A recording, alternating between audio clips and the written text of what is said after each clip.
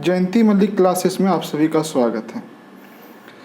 प्रतियोगिता दर्पण जून का ये पहला वीडियो है। इससे पहले हमने अप्रैल और मई दोनों का प्रतियोगिता दर्पण पूरा कर चुका हूँ। चलिए सेशन को स्टार्ट करते हैं। तो सबसे पहला चीज़ है ऑपरेशन प्रहार। यह बहुत ही चर्चा का विषय बना रहा।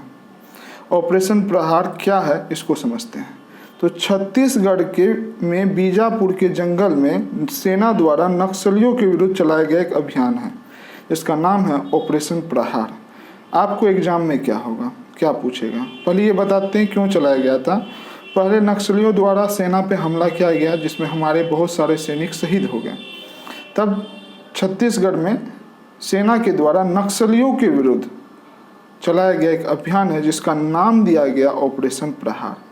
आपसे एग्जाम में क्या पूछेगा, इम्पोर्टेंस होता है कि एग्जाम किस फॉर्मेट में हमको ये पूछ सकता है। तो एग्जाम में ये पूछेगा ऑपरेशन प्रहार का संबंध किस चीज़ से है।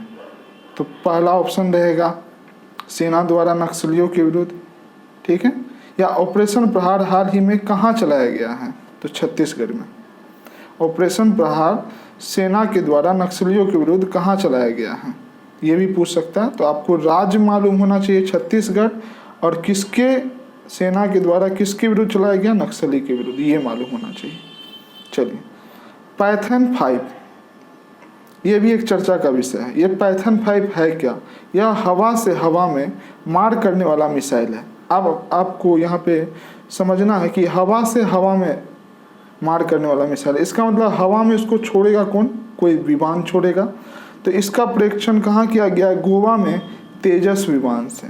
तो आपसे पूछेगा क्या, पूछेगा पाइथन 5 किस टाइप का मिसाइल है, हवा से सतह, सतह से हवा, या हवा से हवा, कुछ भी ऐसा करके ऑप्शन 4 बना करके आपको पूछेगा। तो आपको मालूम होना चाहिए पाइथन 5 हवा से हवा, और इसका परीक्षण कहाँ किया गया, गोवा में। किस विमान से, ये भी याद रहना चाहिए, तेजस विमान से।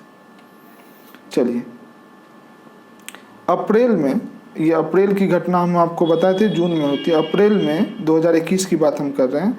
5 राज्य में चुनाव हुए, 5 राज्य में चुनाव हुए, और वह 5 राज्य का चुनाव बहुत इंपॉर्टेंट हो जाता है। जब भी कहीं चुनाव होगा तो आप याद रखिए उस 5 राज्य में विधानसभा का कि ये चुनाव विधानसभा को लेके हुआ था, वहाँ के मुख्यमंत्री को बनाने को लेकर। तो जैसे पश्चिम बंगाल में, असम में, केरल में, तमिलनाडु में, पुदुचेरी में, तो हर जगह का सीट आपको मालूम होना चाहिए। असम में अगर हम पश्चिम बंगाल की बात करें तो 294 सीट है विधानसभा में, असम में 126, केरल में 140, तमिलनाडु में 234, पुदुचेरी में 30। और वहाँ पे मुख्यमंत्री कौन बने हैं, तो ममता बनर्जी चुनी गई। आपको मालूम है भले ही चुनाव हार गई, लेकिन इनको 6 महीने का टाइम रहता है कि 6 महीने के अंतर्गत आप फिर कहीं से चुन के आइए। अगर पश्चिम बंगाल की बात करें तो वहाँ केवल विधानसभा है, विधान परिषद है नहीं। तो इनको कहीं ना कहीं किसी सीट से चुन के आना था। भले वो जीत गई है, वर्तमान में अभी वो निर्वाचित हो चुकी है। तो जब उस समय थे, अप्रैल की बात करें 2021 की, तो ममता बनर्जी अपनी सीट पर से हार गई थी। लेकिन वो कितने बार मुख्यमंत्री बनी, तीसरी बार। उससे भी बंगाल एक इम्पोर्टेंट राज्य है, तो यहाँ के बारे में आपको मालूम होना चाहिए। यहाँ पे विधानसभा की कितनी सीट है, 294। असम में हेमंत बिस्वा शर्मा ये मुख्यमंत्री बने, और असम में 126 सीट है, आपको मालूम होना चाहिए।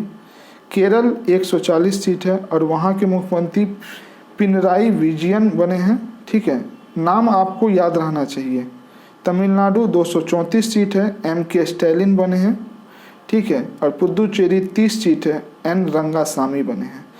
तो ये सारे नाम आपको याद रहने चाहिए। कई बार एग्जाम में चुनाव से लेकर मुख्यमंत्री या उस राज्य में सीट से लेकर क्वेश्चन पूछे जाते हैं।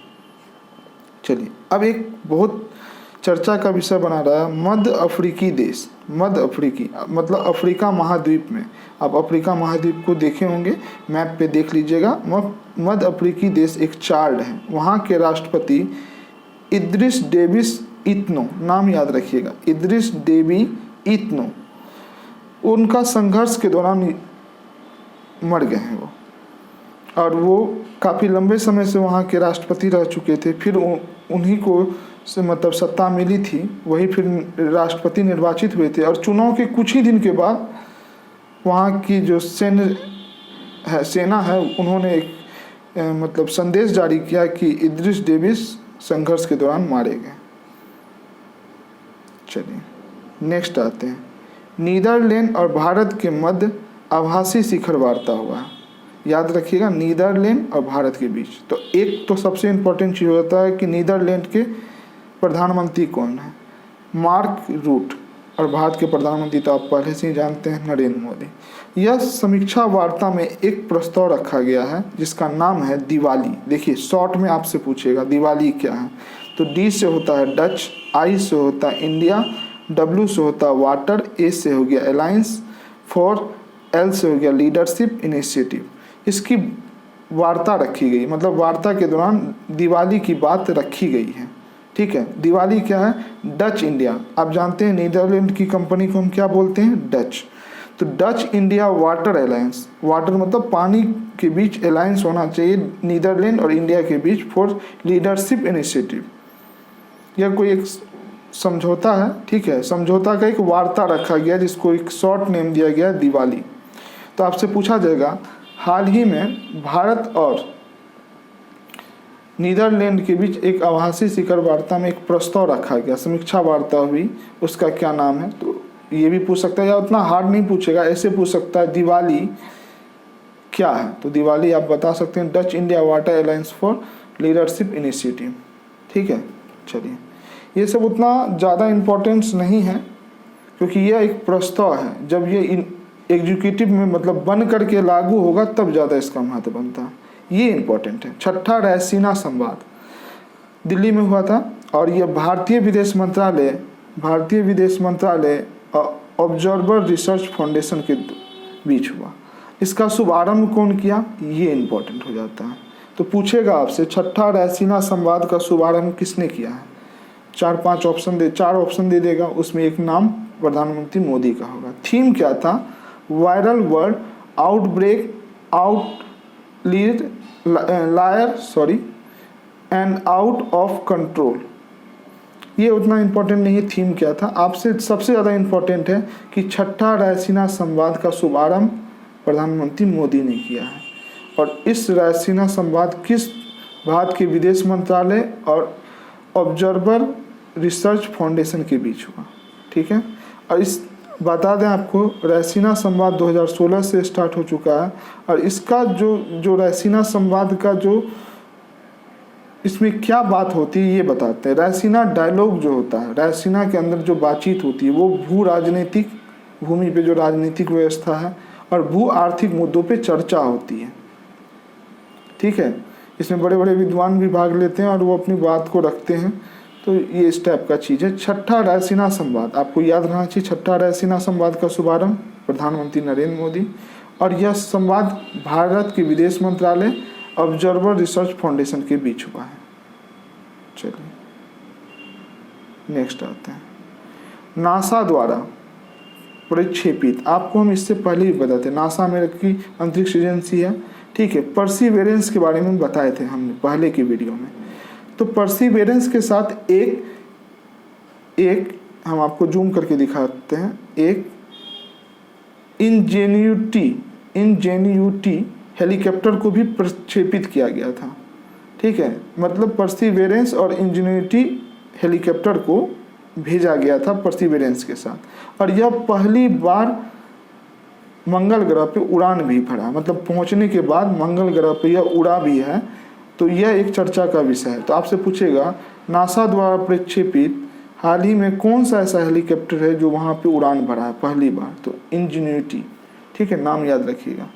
किल द बिल, यह क्या है किल द बिल, ब्रिटेन में पुलिस की शक्तियों में वृद्धि कर दी गई। तो वहाँ के जनता ने सरकार का विरोध किया और इस विरोध में एक अभियान चलाया जिसका नाम था किल द बिल।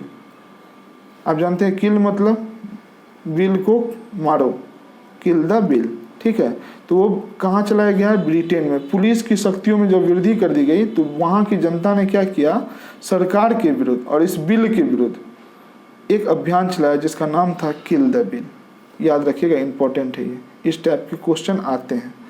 म्यांमार में सैन्य शासन, म्यांमार में आप जानते हैं म्यांमार एक एशिया का देश है, भारत का पड़ोसी देश है, और वहाँ पे तख्ता पलट हो गया। जो वहाँ की लोकतांत्रिक सरकार थी उसके जगह पे सेना ने अपना स्थान ले लिया, और लोकतांत्रिक सरकार के जो प्रधानमंत्री थी आंग सान सू, उसको कैद कर लिया गया। तो आपसे पूछेगा हाल ही में कहाँ पे तख्ता पलट हुआ है, या मतलब सैन्य शासन स्थापित हो गया, तो म्यांमार में। अब म्यांमार की प्रधानमंत्री कौन है? आंग सान सू, नाम याद रखिएगा, ये इम्पोर्टेंस है। आपको देखिए जब भी पढ़े ना इम्पोर्टेंस और किस तरह से क्वेश्चन पूछा जाता है, तो पूछेगा हाल ही में कौन से देश में सैन्य शासन लागू हुआ है, तो म्यांमार में, ठीक है। और म्यांमार के प्रधानमंत्री का नाम इम्पोर्टेंट है आंग सान सू, ठीक है। इंडोनेशिया का एक नौसैनिक पनडुब्बी है, ठीक है, और वह अभी दुर्घटनाग्रस्त हो गया, बहुत सारे व्यक्ति उसमें मारे गए। उसका नाम याद रखना है, KRI नांगला 402, पानी में डूब गया, ठीक है। कौन देश का था? इंडोनेशिया का।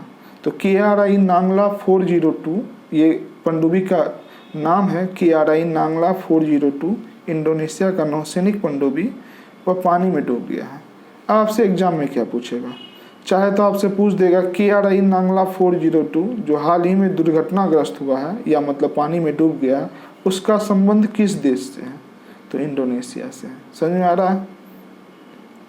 चलिए, दंतक परियोजना, ये बहुत इंपॉर्टेंट है। देखिए इस स्लाइड में दो इंपॉर्टेंट बताएं, एक किल द बिल अभियान और दूसरा दंतक परियोजना। दंतक परियोजना भूटान में चलाया गया था, 60 वर्ष उसका पूरा हो गया इस परियोजना का। तो ये भूटान में सामाजिक आर्थिक विकास को प्रभावित करने के लिए कनेक्टिविटी की पहचान करता है।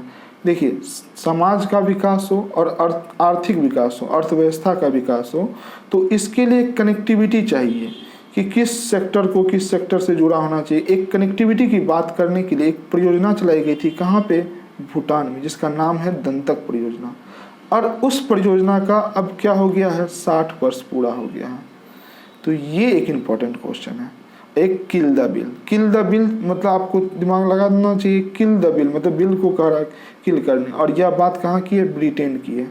वहाँ की जनता द्वारा पुलिस की शक्तियों में वृद्धि के विरुद्ध किया गया है। देखिए ये सारे पॉइंट को जैसे हम लिखें उसी तरह अपने नोट में लिखिए, और 4 से 5 बार इसको रिवाइज कीजिए। एग्जाम से पहले 10 बार तो हो जाना चाहिए, ठीक है। अगर आपके बगल में कोई आपके मित्र हैं तो 3-4 आदमी का ग्रुप बनाइए, उसमें इस चीज़ की डिस्कस कीजिए। एक क्वेश्चन आप पूछिए, दूसरा क्वेश्चन आपके फ्रेंड पूछे, इससे भी कई सारे पॉइंट आपके दिमाग में याद हो जाएंगे। इससे आसान कोई भी करेंट अफेयर्स का पैटर्न नहीं है। करेंट अफेयर्स देखिए बहुत सारे स्टूडेंट जो नया इस वीडियो को देखेंगे उसके लिए सारा चीज़ नया होगा, तो इसलिए वो आपको प्रैक्टिस से ही याद होगा, और इसका कोई साधन नहीं है। चलिए, विश्व प्रेस स्वतंत्रता सूचकांक 2021 जारी किया गया है, और उसमें भारत है। देखिए प्रेस का मतलब होता है जो आप मीडिया कहते हैं, वो कितना ज़्यादा स्वतंत्र है किस देश में, उसका एक सूचकांक जारी किया गया। और इस सूचकांक में भारत का स्थान कितना है? 142वां। सबसे पहले तो आपको हम बताए थे जब भी कोई सूचकांक हो तो उसमें आप सबसे पहले अपने देश का स्थान याद रखें, और उसमें फर्स्ट स्थान पे कौन है वो याद रखिए। तो फर्स्ट पे कौन है? नॉर्वे। और सबसे लास्ट कौन है? इटली। इसका मतलब इस सूचकांक में कितने देश शामिल थे? 180 देश। कितने देश शामिल थे? 180 देश पे सर्वे किया गया, उसमें फर्स्ट स्थान पे नॉर्वे, 142वें स्थान पे भारत। और यह जारी कौन करता है? रिपोर्टर्स सेंस फ्रंटियर्स, फ्रांस की एक गैर सरकारी संगठन है, उसके द्वारा जारी किया जाता है। इसी को इंग्लिश में बोलते हैं, देखिए रिपोर्टर्स सेंसस फ्रंटियर का अंग्रेजी नाम है रिपोर्टर्स विदाउट बॉर्डर, मतलब रिपोर्टर्स बिना बॉर्डर के कहीं भी अपना न्यूज को प्रसारित कर सकता है, वहाँ की घटना को दिखा सकता है। तो आप समझ रहे हैं इस चीज़ से। चलिए नेक्स्ट आते हैं, रिसेप। ये बहुत बड़ा चीज़ है। रिसेप क्या है? रीजनल कॉम्प्रिहेंसिव इकोनॉमिक पार्टनरशिप, क्षेत्रीय व्यापार आर्थिक भागीदारी समझौता। और यह बहुत चर्चा का विषय बना रहा। रिसेप, क्षेत्रीय व्यापक आर्थिक भागीदारी समझौता। इस समझौते में आसियान के पूरे देश, आसियान में 10 देश हैं, आपको हम बताएंगे आगे आसियान है क्या, ठीक है, और अन्य 5 देश ऑस्ट्रेलिया, चीन, जापान, न्यूजीलैंड, दक्षिण कोरिया, ये सब 5 देश और आसियान के 10 देश, ठीक है, ये सारे देश ने मिलके एक क्षेत्रीय व्यापक आर्थिक भागीदारी समझौता पे सहमति जताई है। यह क्या है? यह एक मुक्त व्यापार की बात करता हूँ, मुक्त व्यापार, फ्री, ठीक है। इसमें पहले भारत भी शामिल था, भारत भी समझौते में शामिल था, लेकिन नवंबर 2019 में भारत इससे बाहर हो गया।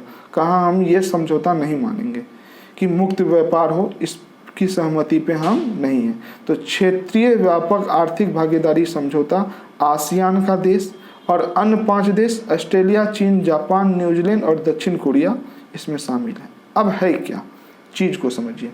आप तो ये समझ गए रिसेप है क्या, मुक्त व्यापार की बात करता है, ठीक है, फ्री व्यापार। अब ये आसियान क्या है पहले ये समझिए। आसियान का फुल फॉर्म होता है एसोसिएशन, इंग्लिश में जब लिखिएगा आसियान, AS, यहाँ देखिए ASEAN होता है। तो A से हो गया एसोसिएशन ऑफ, S से हो गया साउथ ईस्ट, ठीक है, साउथ ईस्ट, EA से हो गया एशियन, N से हो गया नेशन, ठीक है, दक्षिण पूर्वी एशियाई राष्ट्रों का संगठन। आपके पास अगर घर में एक मैप है तो उस मैप में आप देखिएगा दक्षिण पूर्व, अगर एशिया के दक्षिण में, दक्षिण का मतलब होता है नीचे, अगर आप एशिया के दक्षिण में और पूर्व में आइएगा तो वही सब राष्ट्र का एक संगठन है। उसमें कौन कौन शामिल है, जैसे Indonesia, Malaysia, Philippines, Singapore, Thailand, ये प्रमुख 5 पहले शामिल थे। धीरे धीरे इसमें बढ़ते गए देश, जैसे ब्रुनई 1984 में शामिल हुआ, मतलब जब स्थापना हुई थी तभी उसमें 5 देश थे, Indonesia, Malaysia, Philippines, Singapore, Thailand. Brunei 1984 में शामिल हुआ, वियतनाम 1995 में, लाओस 1997 में, म्यांमार 1997 में, कंबोडिया 1999 में। अब देखिए इतना तो एक आप नॉलेज के लिए पढ़ रहे हैं। इसकी स्थापना 8 अगस्त 1967 को हुई थी। अब आपको याद क्या रखना है, देखिए जरूर नोट्स बनाइए, इतना पॉइंट उसमें जरूर डालिए, और ये भी समझ लीजिए आसियान में भारत शामिल नहीं है, ठीक है। अब आपको क्या याद रखना है, याद रखना है कि रिसेप क्या है, मुक्त व्यापार समझौता है। रिसेप का फुल फॉर्म याद रखिए, रीजनल कॉम्प्रिहेंसिव इकोनॉमिक पार्टनरशिप, क्षेत्रीय व्यापक आर्थिक भागीदारी समझौता। और यह क्या है, आसियान और 5 देशों का के बीच इसकी बात हुई है, सहमति जताई गई है कि क्षेत्रीय व्यापक आर्थिक समझौता होगा। आसियान का मुख्यालय कहाँ है, जकार्ता, इंडोनेशिया में। इंडोनेशिया की राजधानी है जकार्ता, यहीं इसका मुख्यालय आसियान का।